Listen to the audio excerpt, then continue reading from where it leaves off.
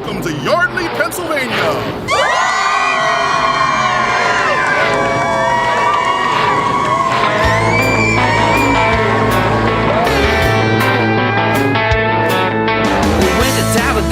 To do a little racing, about 500 miles. My thoughts of embracing speed around the old Beaton Junior and center home. The need for speed. Yeah, we're going to continue a little bit of what we did last night, the Wide Open Wednesday. We had one action-packed hour last night. Did you? Oh, we couldn't even get all the information that we had in here, so...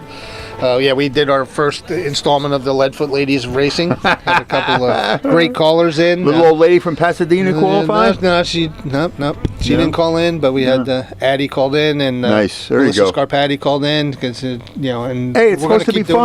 It's supposed to be fun, right? It's supposed to be fun. I want to talk a little bit about the good time we had down at New Egypt this past weekend and the triumphant return of Nick Leach there. It was a dirt sanctioned. There was a dirt sanctioned event, so he didn't get to do all that he's going to do this weekend if it doesn't rain. Yeah. So we're looking forward to that, and we're looking forward to a great season. Stands were packed. Good. The weather was great for most of the time, and then it went ice cold. Yeah, it did. Yeah. In like 30 seconds, it was like that. I said, I'm out of here. No, but the signs have been mostly positive. It is. The stands are full on all the tracks right now, and it's great to see. All right, we got a caller. Yes, we do. You're on with Fred. Go ahead. Is this Earl? Hey, good morning, Jim. Hey, you're back. He's back. Yep. Earl the Pearl is back in town. Yeah, Earl joined Yes, us last indeed. night, so we were talking about everything that's going on in the racing around here. Things have been things look just have a good vibe about them, Fred. I think it's They do, and I think it's going to. How you see it, Earl? Very good. I tell you, it was great to, we were on the road coming back from Florida, our vacation, Saturday, and, we heard, of course, afterwards, how big the crowd was, excellent racing, very positive indeed, and as you just mentioned, the change in the weather, dropping from, 70, 75 degrees to around 40. Yeah, But, something like that. The hardy race fans were there, right? Yeah, I wasn't that hardy. I left. I hung it out for a while. He's one of the Hardy Boys. Yeah, I hung it out for a while, and I'm like, yeah, that's enough for me. So I missed the crate race, which I really wanted to see, but I was unprepared with a jacket. Not as unprepared as Nick was, but I didn't have my heavy jacket with me, and I was just shivering. And once I get cold with all the frostbite and stuff I have, it hurts. So. But, I understand. But I heard it was very good. I spoke with Lenny Sammons, of course. He was there. Yeah, Lenny was there. We saw him. The editor of Airy Auto Racing News. And Lenny said it was great, great crowd. A lot of enthusiasm, very positive vibes. And it was very neat. The young drivers who competed and did very well. Logan Watt, who you had on the show last night. Right. I understand Tanner Van Doren, right. who was extremely impressive in the TQ Midgets during our winter indoor series, that he ran extremely well. He ran into some trouble late in the race, but that's very positive for the sport, seeing the new young guys coming up. And it's going to be a very good season. Looking forward to it. Yeah, that's what I was looking to talk about today, is how the young kids are stepping up and really showing themselves. And I'm amazed at the ages of some of these kids. Like, we were talking to Logan Watt last night and how well he did against some of the big boys. I mean, biggest people, some of the guys in the country, with Stuart Friesen and some of those guys. And he didn't even go to prom yet. So, yeah, he mentioned last night, right, that he was going to take one weekend off because he had the prom. And I thought that's great, because you got to keep it in perspective. Yeah. You have one chance in your life for your senior prom. And you got to do these things. So yeah, you can race every week. You can, you only get these certain life things, once in a while. So, but I mean, you see like Paulie Hartwig the third. He's out there. He's only like 13 years old, maybe 14 now. I see a lot of 13 and 14-year-olds. I mean, Alex Jankowski's still young in my mind. Yes. And a lot of those guys are just really stepping up. I'm really impressed with how the kid's doing. And I wasn't even allowed in the pits at 15, let alone drive. So, but yeah. So what else is happening now that you're back? Have you been following? I guess doing with the Airy Auto Racing News. You've been seeing what's going on at the other tracks. I'm just speaking about what's happening around here. What do you say? It's going to be good. Hopefully this weekend. I mean, the weather's questionable, but Big Diamond Speedway in eastern Pennsylvania and Grandview, both getting underway. That's an outstanding 358 modified circuit out there. Great racing, and we always encourage the New Jersey fans to take that trip out to that region. Big Diamond Friday, Grandview on Saturday to see some excellent racing, and of course our own backyard. New Egypt and Bridgeport on Saturday night, Wall Stadium, the paved track. Once that gets going, it's there's so much going on for local racing, and what's neat too. We have Billy on the show, every week at Maple Grove with the drag racing, an outstanding facility there. So there's something for everybody, and we always encourage too the local quarter midget racing. I know New Egypt Speedway has a quarter midget track. Wall Stadium does. With the kids from ages 5 through about 15 years old racing quarter midgets. Usually, it can be a Friday, a Saturday, or Sunday, and that's always free admission to the fans to come and watch the kids race. I know up at Pocono Raceway, I announced there for the NASCAR weekends, and right on the grounds of Pocono Raceway, every Friday night, usually getting underway in May, there's a miniature Pocono Raceway. It's a clay track in the same shape as Pocono Raceway, a triangle, and they have quarter midget racing on a Friday night, and again, it's right off of Route 115 and Long Pond Road, right at that intersection, and it's a beautiful quarter midget speedway. Nice grandstands. They actually have a working, a lighted scoreboard. They have outstanding food that is prepared by the moms and grandparents. That's awesome. Racers. And that's always free admission as well. Sounds like a little league of racing with the moms making stuff. There you go. Exactly is. But what's really neat about that with the quarter midgets, a lot of times, with the other stick and ball sports, let's say, a lot of times the parents or grandparents don't get directly involved. But with the quarter midget racing and go-kart racing as well. The parents, the grandparents, aunts, uncles, they're really involved, right in the shop during the weekend and at the track actually working on the cars, out there supporting the kids. Again, it's a family event, and that's what's always impressed me about that type of racing. And that transcends, those families keep right on going into the bigger forms of racing, and the kid, like you mentioned, Paulie Hartwig, a very good example, started out in quarter midgets, and Logan Watt the same way, that's how they started, and by the time they're 14, 15, 16 years old, they're young veterans of auto racing. So it's very impressive indeed. Yeah, like look at Logan, he hung tough with these guys, and he's 15, 16 maybe, and I'm like, well, he's running like a 30-year-old guy, out there with them. Yes. So, and on that same topic, I've known Logan's dad, Ryan Watt, for many years. Always been a great representative of the sport, not just as a excellent driver, but just a really classy guy, the way he represents the sport, and Logan's mom as well. And when I was listening to the show last night, hearing you and Nick, speaking with Logan, I thought to myself, this kid is, 16, 17.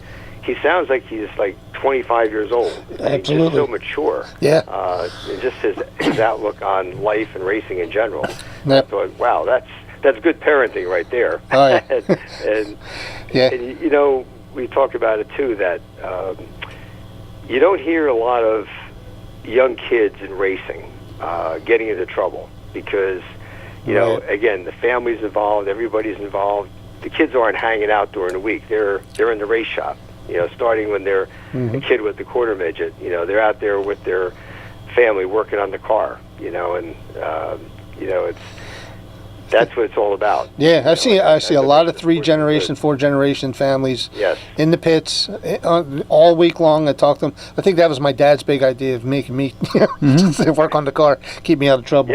But I see a lot of that, and it's actually even more prevalent nowadays. I see 3 and 4 generation of cars. Yes, like Billy Pouch III, he's got his son running, and he's like 7. It's amazing how well he's doing already, and I know Billy the kid, his grandfather, he is so proud of his grandson, and matter of fact, a couple of weeks ago, Billy Pouch was inducted into the Garden State Vintage Stock Car Club Hall of Fame, and Of course, Billy Jr. was there, and also Billy the Third. So Right. it's so cool to see the three generations. And you know, Billy, senior, Billy the Kid, as we know him. He's mentoring his grandson there. Yeah. You know, it's great. And that kid's going to do well too. Oh yeah. He's I think our he's got the seniors are best in good hands. lineage there with the Yes, Billy exactly. and Billy Jr. there, and then his uncle Mike Mahaney, who was actually Yes. ran well the other night too. Yeah, Soon to be dad. So it's great, isn't it? yeah, oh yeah, I love seeing all that stuff. And yeah, I'm really encouraged about the future of the sport. And Yes, I am as well. I was watching a race. It was maybe just a clip of a race, and it was Dale Earnhardt's grandson actually won. And my wife just happened to be in the room, and she's like, "How old is that kid? He looks like he's about 8." And I said, "Hey, I got my first go-kart when I was 6." She goes, "Really?" I said, "Yeah, we got started early." So, Like his chances already. yeah, oh yeah. So, yeah, he actually won. Can't remember his first name now, but his last name's Miller. But Oh yes. yeah, but he actually won Dale Earnhardt's grandson. So that's awesome. That was cool to see too. So, but cool. All right, when we're getting ready to fire up the time capsule for Earl Krause's time capsule at the studio, maybe we can start doing it this weekend. Yes, look forward to that. Yeah, we'll have to we'll work around talk our schedules here, as it were. Yeah, because you got something going on, and I got Mark Yapel coming over to finish setting up my car. We did a lot of work on it this week. So all Mark's really got to come in and do is just double check some things, and we're going to set my master cylinder balance bar, and he knows exactly what to do. I don't. So, but I will learn, and I will know after Saturday or Sunday. So I consider that I have the best in the best showing me what to do. So You do.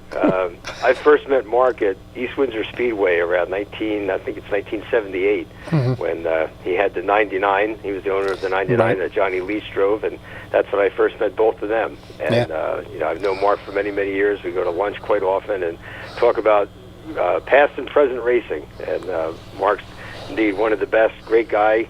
Help you set that car up, and I know you're looking forward to getting it out in the track for the first time. That feeling when you fire it up and roll out the pit gate is going to be something. Oh yeah, and I'm much more excited now that I know I fit in it. So.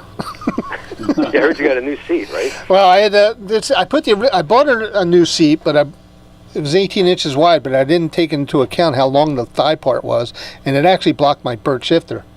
So I couldn't use the shifter. So I took that back out and put the original seat, which was 15 and a half inches. I gave it to Randy Laird. He cut it and modified it and made the butt part 2 inches wider, because I didn't really need it across the top.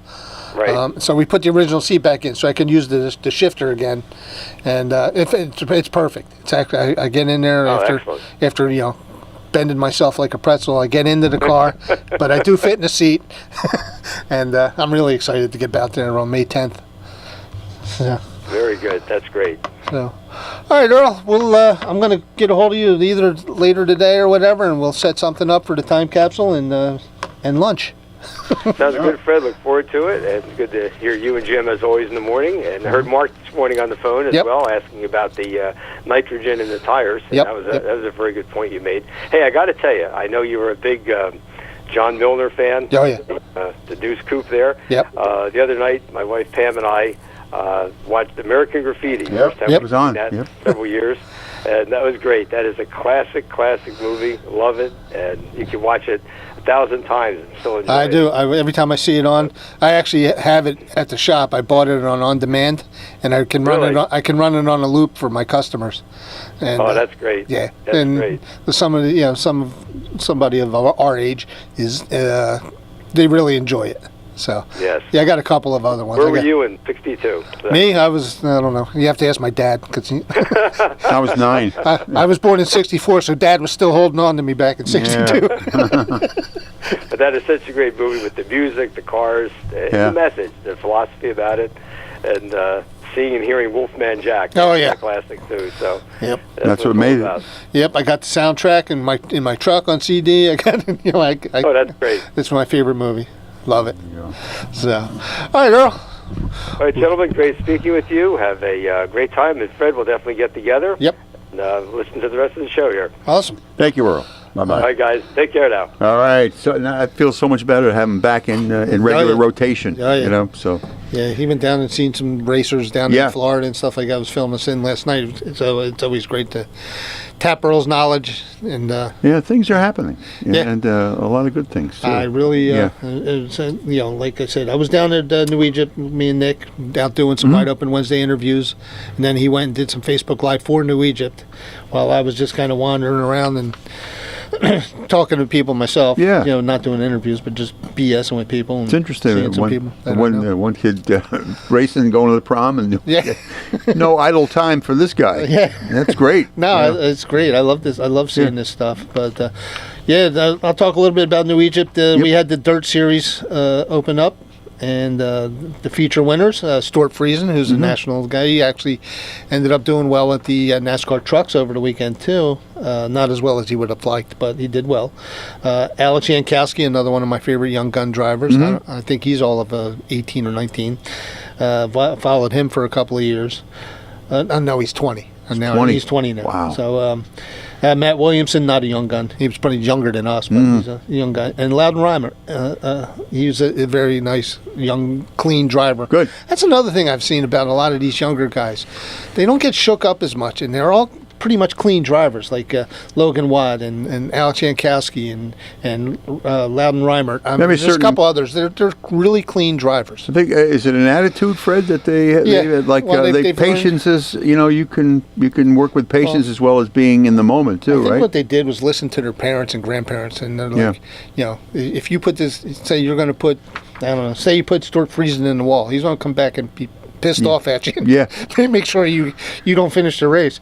No, I shouldn't say that. Yeah. But you know what I mean. He's gonna retaliate. Yeah, he's gonna let you know that this is a learning curve for you. Yeah, probably a cool head is probably better off It is. than the impulsive kind of. I guess there's room for both, but yeah, I think for the long view and sort of just take it as it comes, that's probably the best way to go. Yeah, that's what we were talking about with Logan the other night at the Dirt Series. I mean, he's usually not with the Dirt Series. He's won a couple of championships at Grandview, but to watch him keep his composure, hit his spots, follow his line, and then make his moves when he had to make the move, but not try to force the issue. Yeah, and confident that there will be an opening where he can take it. Yeah, a lot of guys. He's a long view guy. Yeah, a lot of young guys will probably try, like, oh, there's a spot. And not knowing that, oh man, there wasn't really a spot there, but Yeah, the in the moment stuff. I guess every once in a while there's some gambler in everybody, but in the long run, playing it not safe, playing it cool. Yeah, just an playing it opportunity arises, you're there. Yeah, let the other guy make a mistake, and you're not going to see many mistakes out of Stuart Friesen or like Billy Pouch or somebody. Yeah, Ryan Godown, but that's who you're racing against, too, right? But so they're teaching you as you're learning. So you got to give them a little attitude. Yeah. We got the Crate Sportsman. Ryan Heim won the race, won the A feature.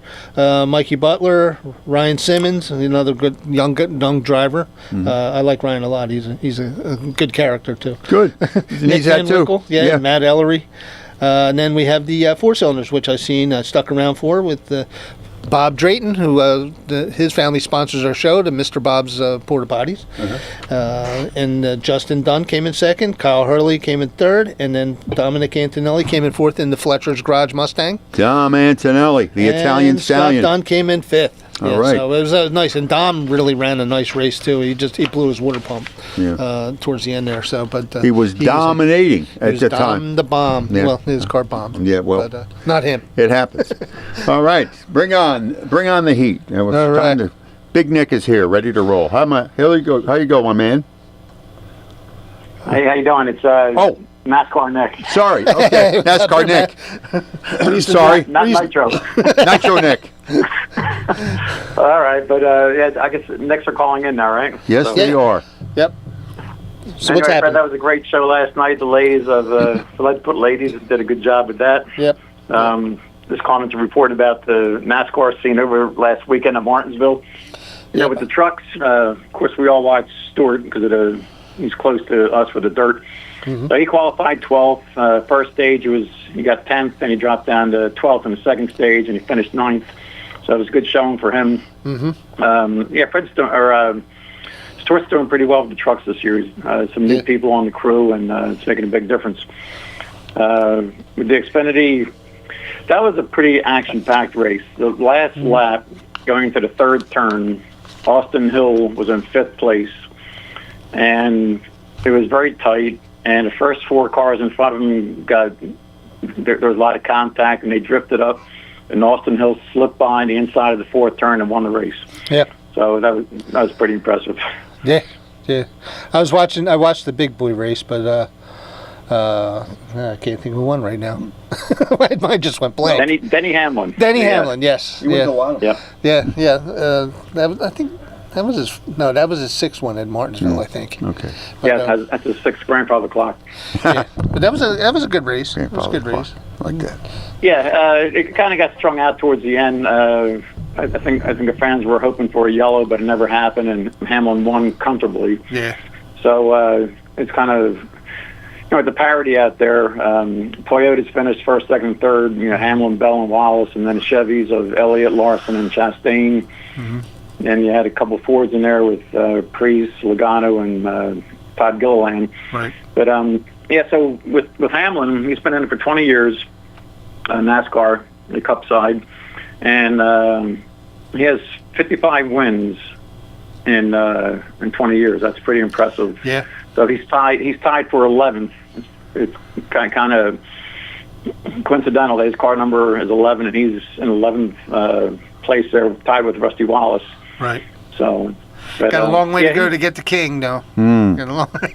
Well, yeah. So back in the Kings days, 200 wins for Petty. The 2nd place was his your buddy David Pearson. Oh, yeah. With 105. So 95 wins away. So, and that's a big gap there. But back then, NASCAR was different too. I mean, Petty was running 2 or 3 times a week.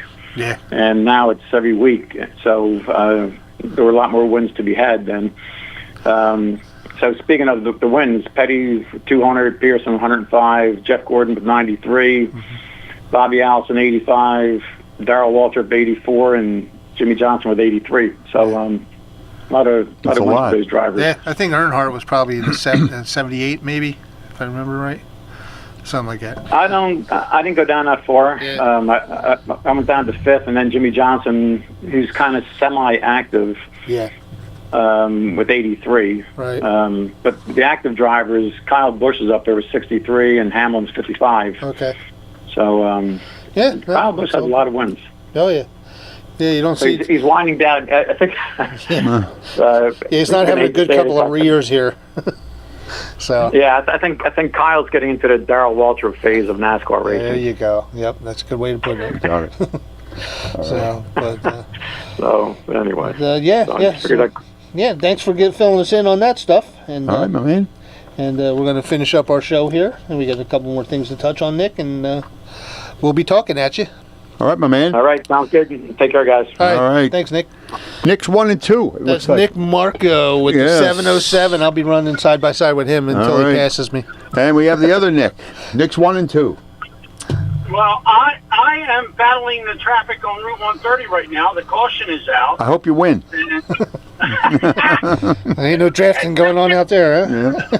Just getting home at the end of the night is a win over here. Yes, absolutely. I am over in Jersey today, so having some fun. But no, I mean, back in the saddle at New Egypt, doing what we do, and I had a lot of fun over the weekend. I got to take Fred with me, and met a lot of people that listen to the show. People walking up to us all night long, telling us how they love Wide Open Wednesday. So we are very popular.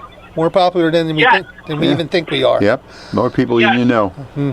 Yeah, and young people too. I mean, it's pretty cool. And last night's show was really great with Logan Watt and Addie the girl was on there, and Kate was with us, and Addie Del Ponte, really good woman racer. She's really good. So yeah, I mean, and the shows are only going to get better now that we have access to all these drivers and all these people. So Saturday I had a nice conversation with Kevin Ayers, and he was with Stewie, and I mean I've talked to him on the phone, but I never really met him face to face, and we chat back and forth on Facebook. But to talk to him and even get to actually meet him face to face, it was cool. So yeah, I mean that's what it's all about. It's to know all the people that listen to our show and all the other, and they don't just listen to Wide Open Wednesday. They're listening now. They listen to America's Mechanics. So all three phases are popular right now, and that makes us happy. Oh yeah, yep.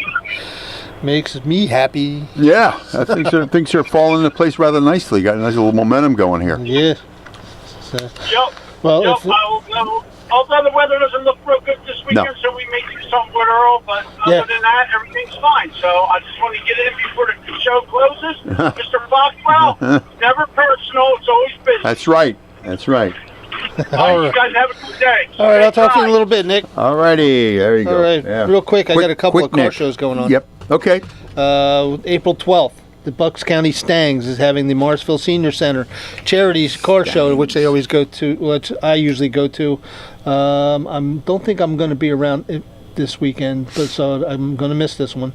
But it's a great one. All the money and receipts and everything else goes to the Morrisville Senior Center. That's hosted by my buddy Wayne Stamps and the Bucks County Stangs, and there's always a nice selection of the car. The Stangs, and that'll be 9 a.m. to 2 p.m. at 364 West Trenton Avenue. That's the Big Oak Shopping Center. You'll see a whole bunch of cars out there, mostly Mustangs. So, and then we have the annual Pendel Classic Car Show. That's hosted by the Philadelphia Modifiers, and that'll be on Saturday, May 10th. Unfortunately, I'm going to miss that one as well because I will be driving my car. Whoa, my race how about car that? Yeah. But I will be there in spirit. That's right. There's always a night. They put on a really big show, a really nice show. It looks like the Batmobile's going to be there. So, and then we have that'll be 300 Unionville Avenue in Pendel. That'll be from 12 p.m. to 4 p.m. And they got all kinds of things going on.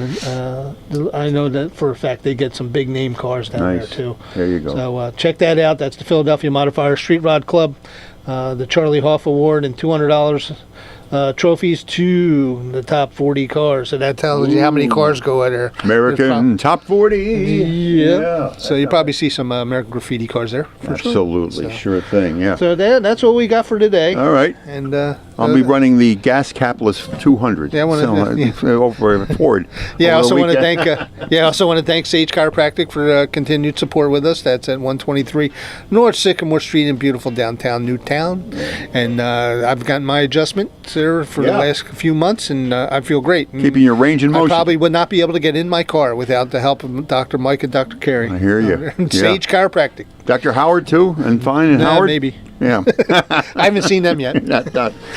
But you'll hear from Fred every hour of power under the hood. We had a nice rousing discussion today, and feeling the need for speed. Do it again next week. That's right, here on WBCB.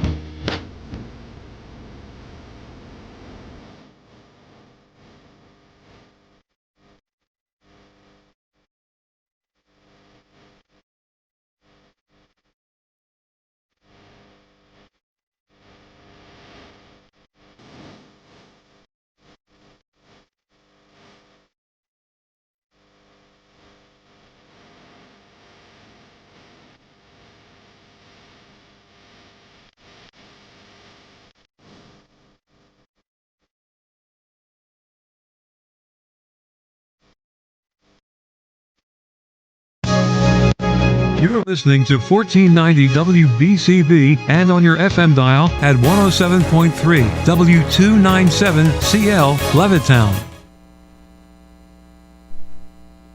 I'm Haya Punjwani. President Donald Trump announced far-reaching new tariffs on nearly all U.S. trading partners that threaten to dismantle much of the architecture of the global economy and trigger broader trade wars. Antonio Gianola is at Houston Wine Merchant, and he doesn't know what to expect. Maybe stocking up on things that are already here and landed in the country so that they are not being tariffed versus new arrivals. Anything we have in Europe, like we do a tremendous amount of Bordeaux futures, and those that are not yet delivered to the country, we would probably have them all held in Europe until the situation changes. The Dow dropped 1,150 points following Trump's latest tariff volley. AP correspondent Ben Thomas reports the Senate has delivered a rebuke to President Trump over his tariffs on Canada. The joint resolutions passed. The Senate resolution would thwart President Trump's ability to impose tariffs on Canada, ending the presidential emergency declaration on fentanyl that underpins them. 4 Republicans joined all Democrats in support, Senators Lisa Murkowski, Susan Collins, Mitch McConnell, and Rand Paul, who told the Senate, "This is a tax, plain and simple. Taxes should not be enacted by one person. So I will vote today to end the emergency. I will vote today to try to reclaim the power of taxation, the power of the tariff, to where the Constitution designated it should properly be, and that is in Congress." The legislation has almost no chance of passing the Republican-controlled House or being signed by Trump, but it's a rare rebuke coming just hours after the president unveiled new tariffs on nearly all U.S. trading partners. Ben Thomas, Washington. The Justice Department quietly decided in its final weeks of the Biden administration not to prosecute Texas Attorney General Ken Paxton. That effectively ended the corruption investigation case of a close ally of President Trump. This is AP News. Thanks for calling Discover. This is Nia. Hi, Nia. It's Jennifer. Did you know that Discover automatically doubles all the cash back you've earned at the end of your first year? Yeah, I work here. Okay. I was just double checking. Get it? Because Discover automatically doubles all the cash back you've earned at the end of your first year? Oh, you get me, Nia. You could say that I double get you. I guess we've taken it too far. You earn, we match. Discover Cashback Match. See terms at discover.com/credit card. When you hear that a small Blizzard treat is just 85 cents in the DQ app, you might just feel like you're dreaming. 85-cent Blizzard treats. Trust us when we say you're not. But get to DQ quickly, because this dream is only a reality for so long. Hurry and get your small Blizzard treat for just 85 cents with a $1 purchase when you sign up for DQ Rewards. For a limited time at participating locations. Terms apply. AP correspondent Nayan Kim reports on Israeli Prime Minister Benjamin Netanyahu's visit to Hungary, defying his ICC arrest warrant.